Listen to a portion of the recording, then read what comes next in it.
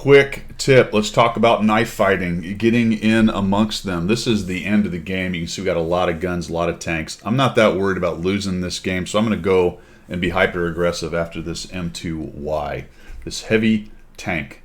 Heavy tier 7, by the way. I'm in a tier 6 half hit point.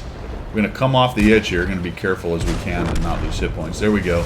And we'll come around here and we'll auto aim. All right, so we go in there and we get our shot. Notice he has paid attention. He knows that I'm coming at him.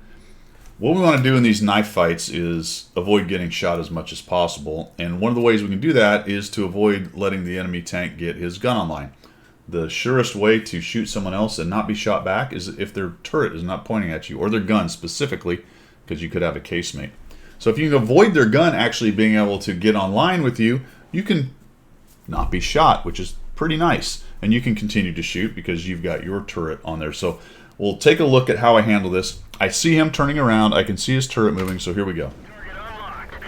All right, so he started to turn his turret one way, and then as he turned his hull, I can tell he turned his mouse around because now his turret swung the other way, which gives me an opportunity. So instead of going forward, which is what I would have done as it had his turret continued to turn around to the left, now that it's going to the right, I'm going to back up. Put another shot in. All right, so this is the Olay maneuver right here. You know you're probably not going to be able to keep the gun from coming online, right? You can tell based on how fast it's moving, and I'm now in reverse, which is obviously slower than going forward, that I'm probably going to eat a shot, but I want to make it as difficult as possible.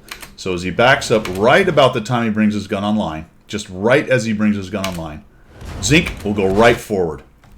Unfortunate. Didn't work. He got me with 271. Okay, that's fine. I had a hit point to give, or I had a shot to give.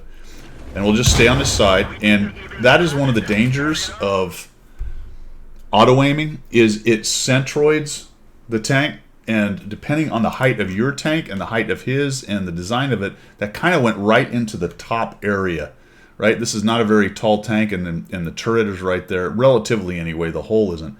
So when it centroids, it takes the turret into account as well, and it kind of goes right into that strong area. Now, he makes a mistake right here. Instead of staying tight and spinning both his hole and his turret to keep his gun online right there, which he could have easily done. Oh, by the way, hiding out behind this tank and isolating shots from these guys, he decides to move forward and try to let his turret turn. Remember, turning your hole and your turret is the fastest way. So if we've got our little tank right here, if the tank just sits there and we just turn the turret, well, that's one speed. But if we turn the hole and the turret, it happens faster. You know what I'm saying? I just broke it. All right. I'm going to need some glue. So what am I going to do with this? I'm going to shoot him in the back, and now we're going to try to avoid his gun. Line of sight is relative to distance. Okay, the theory of relatively. The theory of relatively. The theory of relativity regarding speed and distance, all right? On the one hand, I want to close and get as close to him as possible so that my relative line of sight is faster.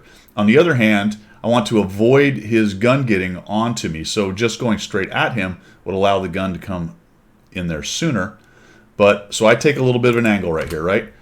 And it looked like his gun twitched as well, his turret, maybe his mouse twitched a little bit. Notice it looked like he was going to get his gun online right there, and then it sort of fell off. I'm going to auto-aim. The other option here is to, if you're good enough with this, is to be maneuvering and aiming as you go, something about this point right here. But I'll just accept the auto-aim on him.